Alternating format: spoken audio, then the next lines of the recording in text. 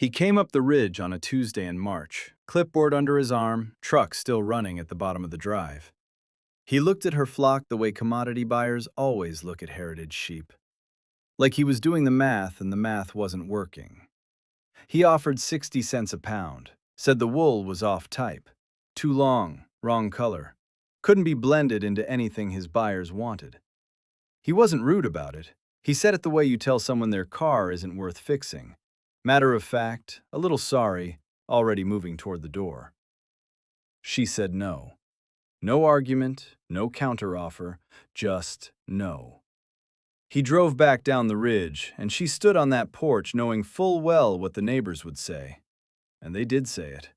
For years they said it. But here's what none of them knew yet. The wool he called worthless was about to sell for more per pound than most of them got for their entire clip combined. The farm sits on about 40 acres in the western end of North Carolina, up a gravel road that doesn't get much traffic. Her grandfather built the house. The barn is older than that, gray boards and a tin roof that sounds like a drum when it rains. She's lived there most of her life, and she knows every fence line, every soft spot in the pasture where water pools after a storm. The sheep don't look like what most people picture when they think of sheep. No big uniform white fleeces, no tight commercial curl. What she has is a mixed heritage flock. Jacob ewes with spotted black and white fleeces, a pair of Leicester longwools with long curling locks that hang down like fringe, and one old Gulf Coast native ewe she's had for 11 years. A small, quiet animal with cream-colored wool and eyes that have seen a lot of weather. None of these breeds were designed for the commodity system. That's actually the point. They were bred over centuries for hardiness, for the ability to thrive on rough pasture, for fleece that had character. The Jacob goes back to a multi-horned, spotted breed with roots older than the American wool industry by a long stretch. The Leicester longwool helped build the British textile trade in the 1700s. The Gulf Coast native survived in the American South for 300 years without much human intervention at all, developing a resistance to parasites that modern commercial breeds simply don't have. She knows her animals the way farmers know the things they've tended for years. Each ewe has a name in her notebook, not just a tag number, but a name, along with records of individual fleece weights, staple lengths, how the wool felt year to year. The best animals get coated through winter, a simple canvas wrap that keeps the fleece clean and free of vegetable matter from hay and brush. It adds work, it adds significant value. For a long time, none of that mattered at the pool. She'd bag the clip in the spring, drive it down to the county extension lot, and take whatever the grader offered. The spotted fleeces got marked down for color. The Leicester wool got marked down for length.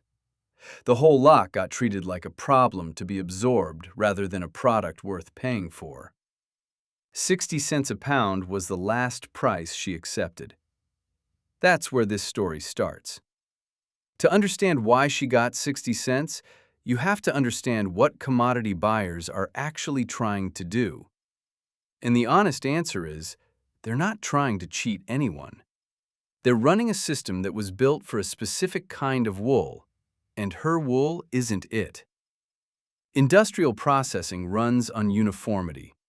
A mill that processes tens of thousands of pounds of fleece needs every bale in a lot to behave the same way.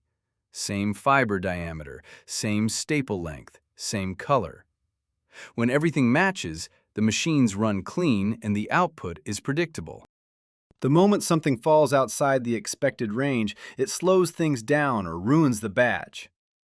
Fine merino checks every box. Fiber diameter under 22 microns, bright white, consistent 3 to 4 inch staple, clip after clip after clip. That's why it gets $4 or $5 a pound at the pool. It's not that merino fleece is beautiful, it's that it's interchangeable. Every bale does exactly what the last bale did. Her Jacob wool runs 28 to 32 microns, medium coarse, naturally colored in patches of black and white and gray, small lot, no two fleeces identical. From a commodity standpoint, that's 4 separate problems in one sentence. Colored wool can't be blended into white yarn streams. Small lots aren't worth sorting separately. Variable microns mean inconsistent yarn. The grader isn't being harsh when he marks it down. He's reading the grading sheet the way it was written. Her Leicester long wool is a different issue entirely. Those locks run 7 inches and longer, with a high luster that actually photographs like silk. To a hand spinner, that fleece is close to extraordinary. To a standard carding line, it's a mechanical problem. Industrial carding machinery is set up for shorter staples. Run a 7-inch long wool lock through equipment designed for 3-inch merino, and you get tangling, drafting inconsistencies, and downtime. Mills don't want it, regardless of what you charge, because the cost isn't in the price per pound, it's in the machine stoppage. So the price chart reflects all of this. Fine wool, top of the scale. Medium heritage wool, somewhere between 60 cents and $1.25. Off-type colored fleeces, often below $1. Some years below the cost of shearing. The wool pool isn't set up to find the best use for a fleece. It's set up to move volume. Those are different problems, and the pool only solves one of them. What the grading sheet can't measure is everything that actually makes her wool worth something to someone else. It can't score crimp structure, the way a Jacob lock springs back when you stretch it, the kind of elasticity that makes a hand-spun yarn hold its shape over years of wear. It can't quantify luster, or the way Leicester locks catch afternoon light. It has no line item for natural color, for the fact that a spotted fleece lets a spinner skip the chemistry of the dye pot entirely. There's no column for story, for the breed history, the conservation status, the 11-year-old ewe out in the pasture right now. None of that exists on a grading sheet because the commodity system was never designed to care about it. She knew the wool was good. She'd known it for years, the way you know something you can feel in your hands. What she didn't know yet was that there were people out there who already understood exactly what she had and were willing to pay for it. The spring after she turned the buyer away, she didn't take the clip to the pool. She just didn't go. And in a small community where everybody knows what everybody else does with their animals, that absence got noticed fast. One neighbor told her she was being stubborn. Another said she'd end up paying to haul the wool to the landfill by fall. Her brother-in-law asked, not unkindly, if she'd thought it through. She said she had. What she didn't say was that she wasn't entirely sure what came next. She just knew what she wasn't doing anymore. What she did instead was wash the fleeces herself. She filled the galvanized tubs out behind the barn, heated water on the propane burner she used for canning, added a bar of soap, and worked through the clip batch by batch. The Jacob fleeces first, then the Leicester locks, then the Gulf Coast ewes cream-colored wool. The water went dark almost immediately. Lanolin and field dust and the accumulated residue of a winter's worth of living. She changed it, reheated, started again. It's slow work. Her hands were red by the end of the first afternoon, the joints stiff from holding wet fleece in near scalding water without agitating it enough to felt.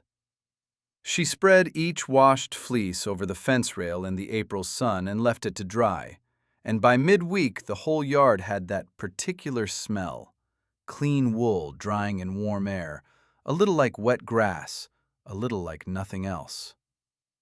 She did this for 3 weeks. No one came to help. While the fleeces dried, she started reading. She found spinning guilds online, found forums where hand spinners discussed fleeces with the kind of precision her neighbors reserved for cattle. Staple length, grease percentage, lock integrity, how a particular crimp structure behaved under a supported spindle versus a wheel. She joined a group and mostly lurked at first, reading the way you read when you suspect you've been missing something for a long time. That's when she found the prices. Raw Jacob fleece, well-skirted, good crimp, natural color. $18 to $25 a pound. Not the processed roving, not the finished yarn. The raw fleece, barely different from what she'd been loading into bags for the pool at 60 cents. The math wasn't complicated. It was just hard to look at directly once you did it. She photographed her Jacob fleeces on a clean white sheet in the afternoon light, opened each lock and held it up so the crimp showed, wrote down the staple length, the approximate weight, a description of the color patterning, posted them in the group with a short note about the farm. Didn't know what to expect. She sold out in 4 days. Every fleece. Buyers from Vermont, from Oregon, from a woman in the UK who said she'd been looking for Jacob locks with that specific staple length for 2 years. What she felt standing at the fence rail that evening wasn't quite triumph. Triumph would have been clean and simple, and this wasn't either of those things.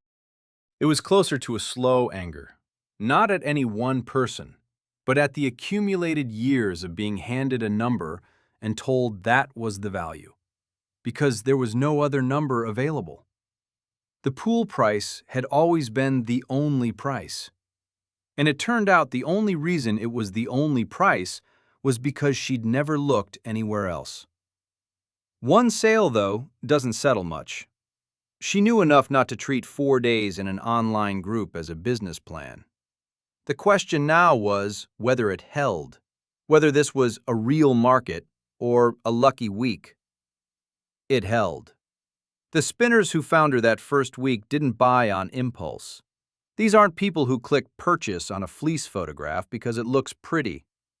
Hand spinners who spend $25 a pound on raw wool know exactly what they're evaluating, and they have opinions about it the way a furniture maker has opinions about grain direction.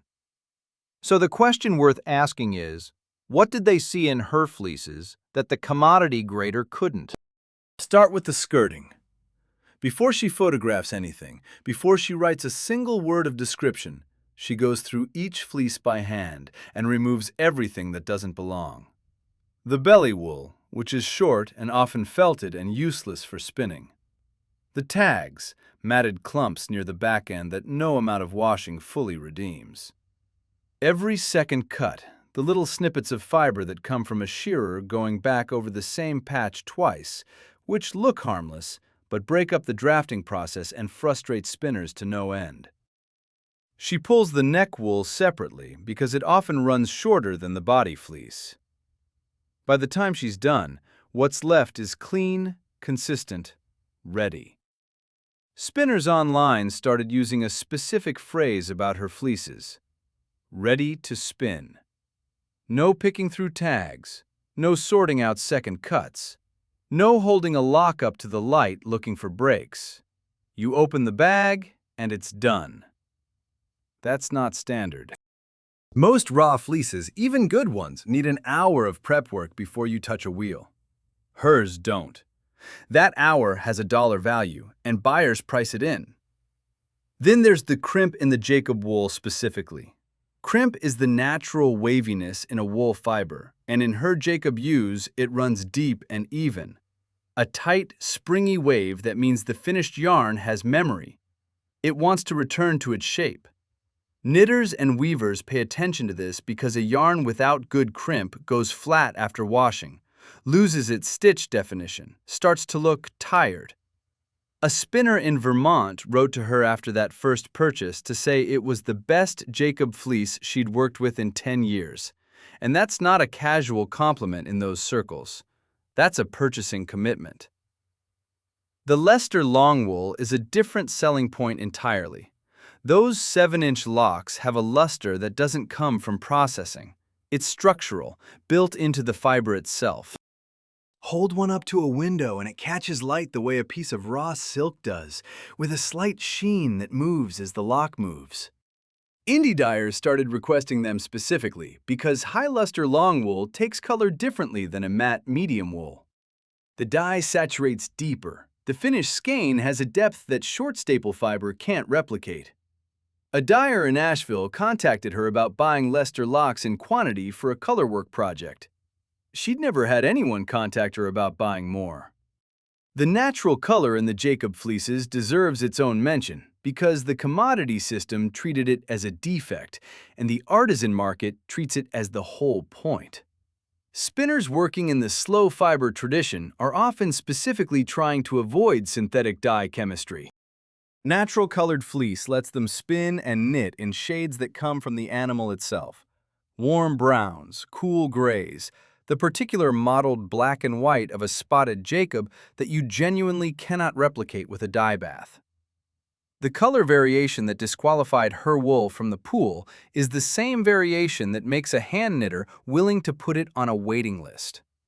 And then there's the story, which sounds soft until you understand that the Livestock Conservancy lists Jacob sheep as a heritage breed and that buyers in the slow fiber movement treat provenance the way wine buyers treat terroir. They want to know what they're spinning, where it came from, why the breed matters. She can tell them.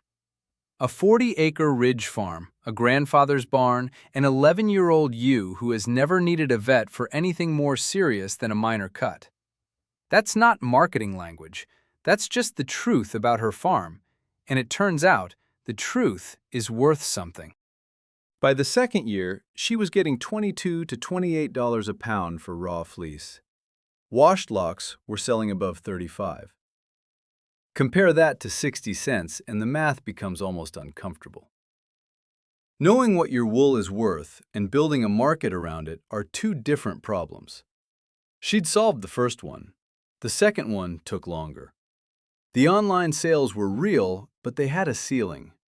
A few fleeces posted in a forum could sell out in 4 days, but a forum post doesn't build the kind of trust that brings someone back year after year. She needed buyers who understood what they were getting before they opened the bag. People who'd held her wool before and knew what it meant when her name was on the label.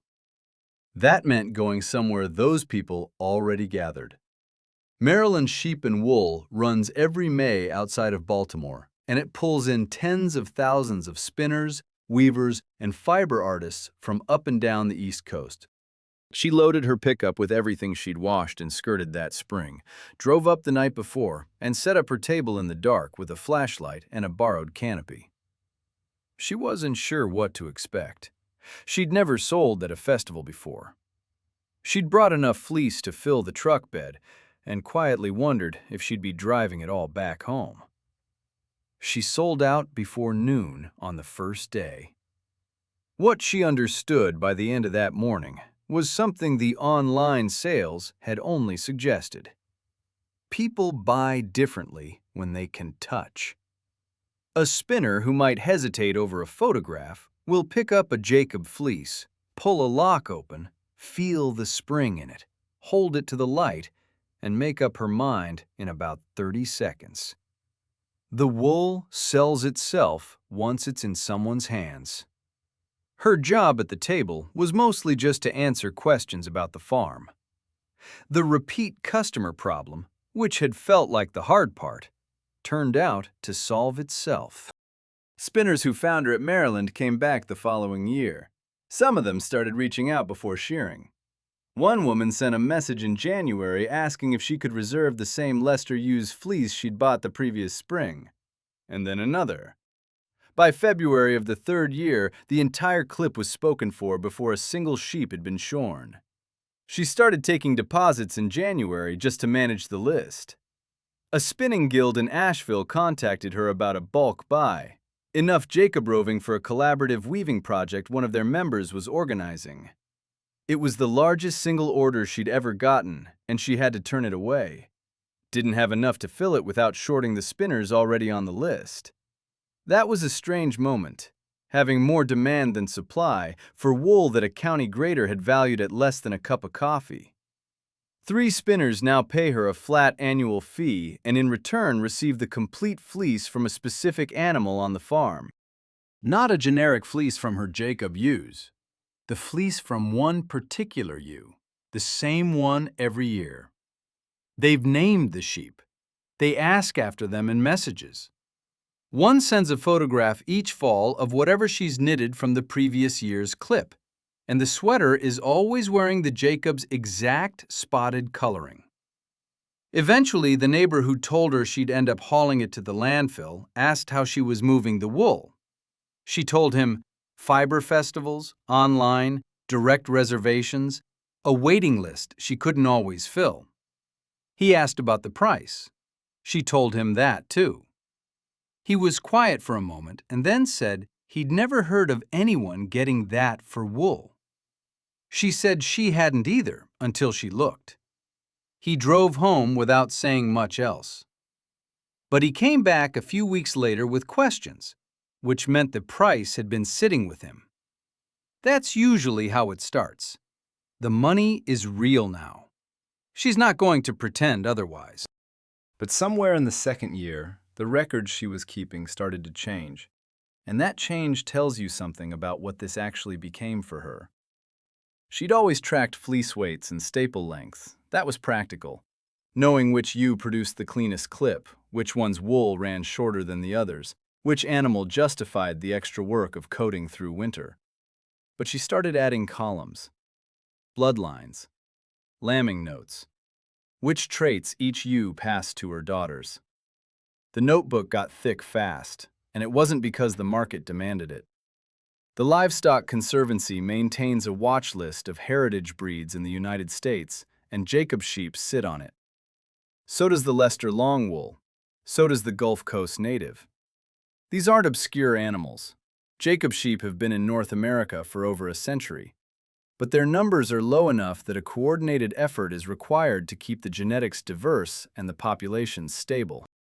The Conservancy tracks which bloodlines exist, where they're held, and which farms are actively breeding rather than just keeping a few animals around. She's one of those farms. That turned out to matter in ways she hadn't anticipated. The Gulf Coast Native ewe she's had for 11 years isn't just old and familiar. That breed developed over 300 years in the American South without much interference. And what came out of that process is an animal with a parasite resistance that commercial breeds can't match. In the southern Appalachians, internal parasites are a persistent management problem.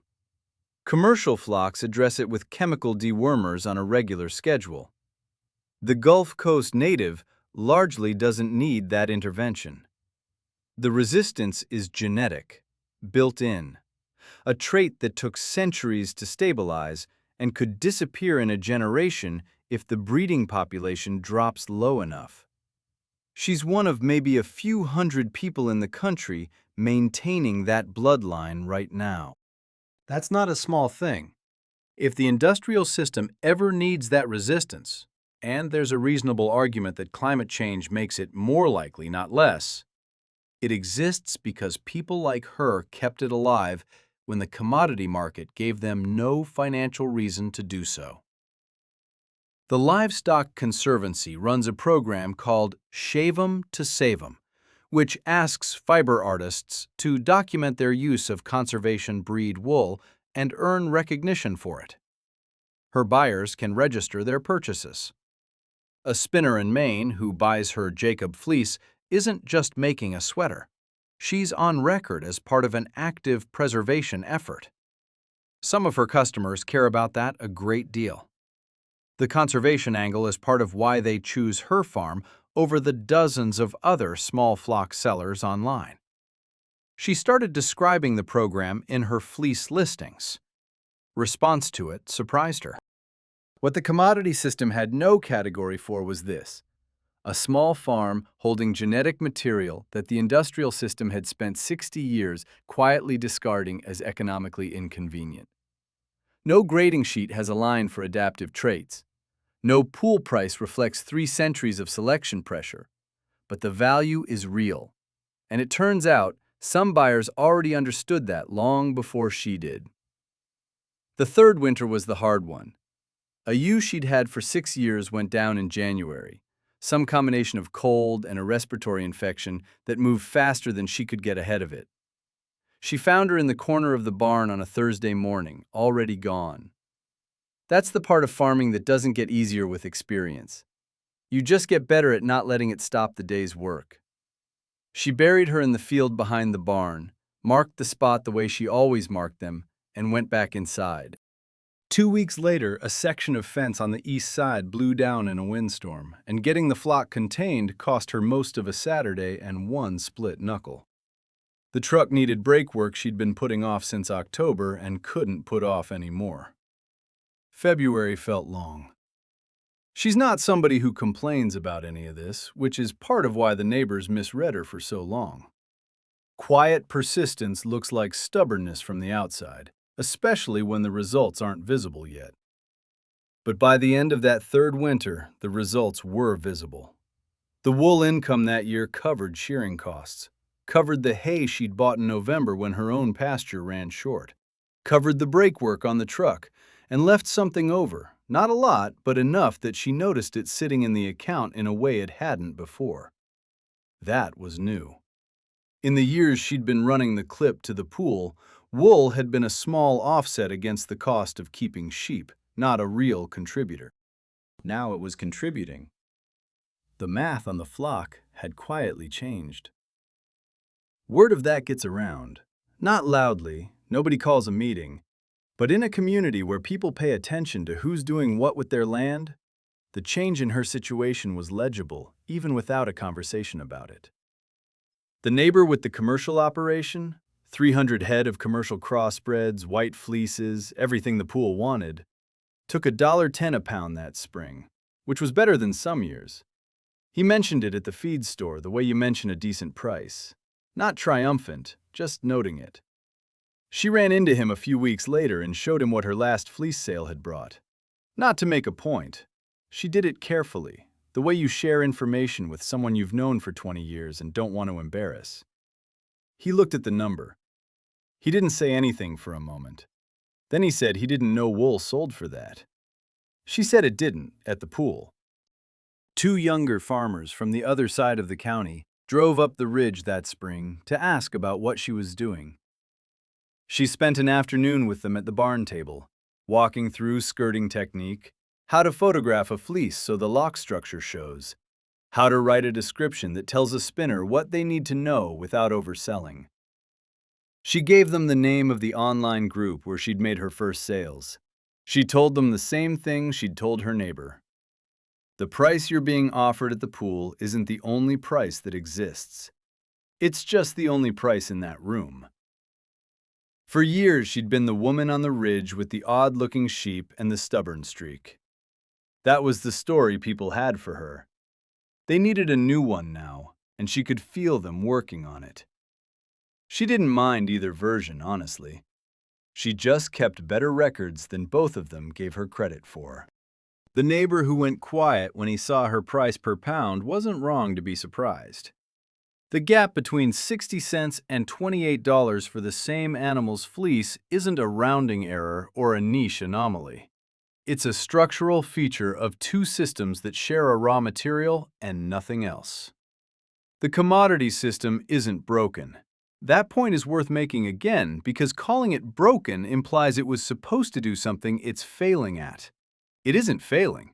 It's doing exactly what it was designed to do. Move enormous volumes of standardized fiber through a processing chain that runs on predictability. That chain has no use for a 40-pound lot of spotted Jacob fleece, and it never will. The problem isn't the buyers. The problem is that small heritage farmers were handed that system as their only option and told to make peace with the prices it offered. What the commodity system is genuinely bad at is recognizing value it wasn't built to measure. The price gap between pool wool and hand spinner fleece has been sitting there for decades. It didn't close on its own. It waited for the infrastructure that could bridge it. Fiber festivals, online marketplaces, breed-specific communities, the slow fiber movement building its own economy one direct relationship at a time. That infrastructure exists now in a way it didn't 30 years ago, and it's still being built. Most of the farmers who need it don't know it's there. She still has to ship fleeces to a small mill in Virginia for processing, Because there's no local fiber infrastructure in her county. That's a real constraint. The processing bottleneck is one of the honest friction points in this story, and it limits how far she can scale without taking on logistics that a one-person ridge operation can't absorb. She works around it. 2 mill runs a year, planned around shearing and the festival calendar. It adds cost and adds time, but the per-pound return at the end of it still clears any number the pool ever offered her. Across Appalachia right now, there are flocks sitting on exactly what she has. Heritage wool in small lots, colored or long-stapled or coarse by commodity standards, going into pool bags in the spring and coming back as a check that barely covers the shearer. Not because the wool lacks value, because the farmer hasn't found the room where a different price is possible, and no one in their immediate community has either. The system won't go looking for them. It never has. The connection has to be built from the farm end, by hand, one buyer at a time. That's still the truth even now. The flock is a little larger than it was that Tuesday in March when the buyer came up the ridge. She added 2 Tunis ewes last fall, an old American breed, cream-colored fleece, moderate crimp, good for sweaters and everyday wear. Heritage status, strong following in the hand spinner community. She picked them up from a farm 2 counties over and has been watching how their wool develops through their first winter on her pasture. The notebook has a new section. Every fleece from this year's clip was sold before shearing started. She took the last deposit in February, closed the list, and turned away 2 people who reached out in March. The waiting list is a new problem to have, and she's still figuring out how to manage it without expanding faster than she can maintain the quality that built it. A flock that doubles in size is a different operation, and a different operation makes different wool. Twice a year, she ships a portion of the clip to the Virginia mill and gets it back as washed locks and roving. The per-pound return on processed fiber is higher than raw fleece, and the buyers who want roving are different from the ones who want to wash and prepare their own. She's widened the customer base without changing the animals. That's a reasonable kind of growth. She still washes some fleeces herself in the galvanized tubs with the propane burner and the bar of soap. Not because the mill can't do it. She does it because the April mornings are the same as they always were. The fence rail is the same fence rail, and there's a particular clarity to that work that she's not ready to give up. The wool spread out in the sun, drying slow, smelling like what it is. She said once that washing fleeces by hand is the part of the job that reminds her why she kept the sheep in the first place, and that's as complete an explanation as any. The notebook now covers 5 years. Fleece weights, staple measurements, buyer feedback, what sold in the first week and what took longer and why. It's a record of a market she built from nothing, one description and one photograph and one careful skirt at a time. She knows which ewes produce the fleeces her Vermont buyers ask for by name, and which ones are better suited for the dyers. That knowledge lives in the notebook and in her hands, and neither is going anywhere. The farm is still a farm. Weather comes in hard sometimes. Animals get sick. The work doesn't stop being hard because the wool checks got better. The commodity buyer hasn't been back up the ridge. She doesn't spend time thinking about that. There's always something needing attention on 40 acres, and the list she's managing now is a different kind. She's at the fence rail at shearing time, holding a Jacob fleece up to the morning light. All the color and crimp visible in one handful. The same fleece the commodity system called off-type and moved on from. The wool didn't change. The market she found did. If you raise heritage breeds, or you've been told what you produce isn't worth much, the system that said that was built for someone else's sheep. It was never built for yours. Subscribe if you want more stories like this one. There are farmers still waiting for someone to tell them the price they've been offered isn't the only price there is.